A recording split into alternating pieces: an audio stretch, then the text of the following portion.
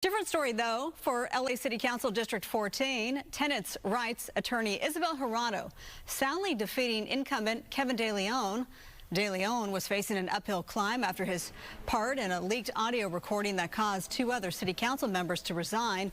A defiant De Leon, he refused to step aside. And then in the final days of the campaign, a recording of Juardo was released where she's heard using an expletive when talking about the police. Opponents said Juarado should drop out of the race. She obviously did not. Instead, she used that moment to reiterate her vision for public safety. In the end, the majority of voters agreed with Juarado. And Councilmember-elect Ysabel Jurado, she joins me live tonight. Congratulations on your victory. Thank you so much. I'm so happy to be here. Yeah, so you're becoming a politician now as we speak, newly elected. Of course, you will replace Kevin de Leon, who is a career politician. He's been overseeing District 14 since 2020. He had 4 years at the helm. What will you do differently for Congressional District 14? What will the constituents notice first and foremost? I mean, they've already noticed it, right? We're listening. We're out in the community 365 days a year. We're working with them to problem solve the solutions in this district. I think that's something that they've admitted to missing, having responsive government leadership that they can be proud of and not be ashamed to work with. You know, there's been so many distractions in the leadership in City 14 and people are just tired of it.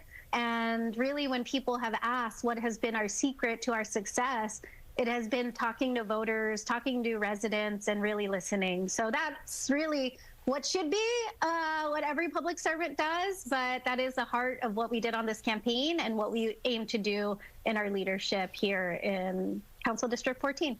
Now, I mentioned your own audio mishap that happened right in the end as we led up to November the 5th. You're, of course, working with a mayor who wants to increase funding for LAPD. We have the new DA, Nathan Hochman, who wants to crack down on crime more so than will be his predecessor, George Gascon. What's your philosophy when it comes to public safety? Where do you stand on that?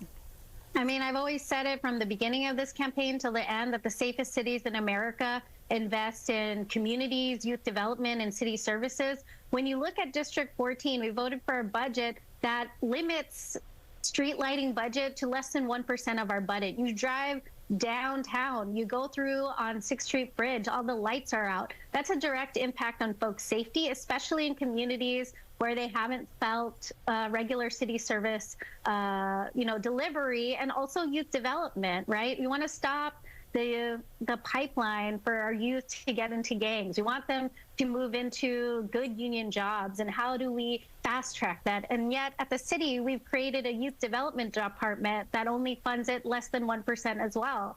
And so I think we just need to speak to our values. I mean, these are ways that we can prevent crime before it starts. And at the end of the day, I'm going to work with all the stakeholders in our communities and all the departments to be the best representative for my constituents. Even if I don't agree with those departments 100% of the time, I'm going to be serving my constituents all the time. So on day one, I've heard that you want to increase, you just alluded to it, to increase lighting around, for instance, the 6th Street Bridge to make your district more safe. That certainly makes sense. You also want to take some funding away from LAPD, if I'm not mistaken, and then put that toward what you call the roots that cause crime in the first place. Is that right?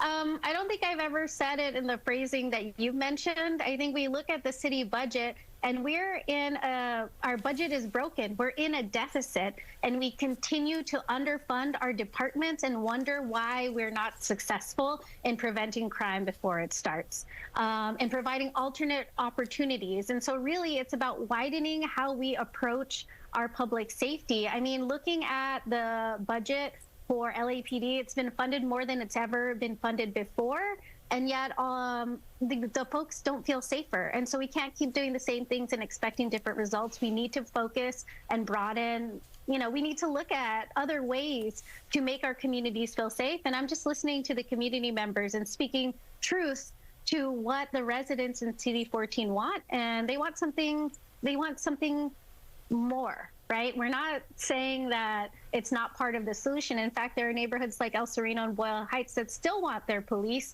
but they're worried about calling because they may not show up on time, or they're worried when they call when they're the victim and end up being the suspect. And in those situations, I think we can all have a mature conversation about what it means to have public safety, but also have accountability at the same time. Well, you said it, and I appreciate you clarifying, and I appreciate you being with me tonight at 6 o'clock. Congratulations again, Council Member-elect Ysabel Jurado, representing the 14th District in the city of Los Angeles. Thanks for being with me tonight. Thank you so much.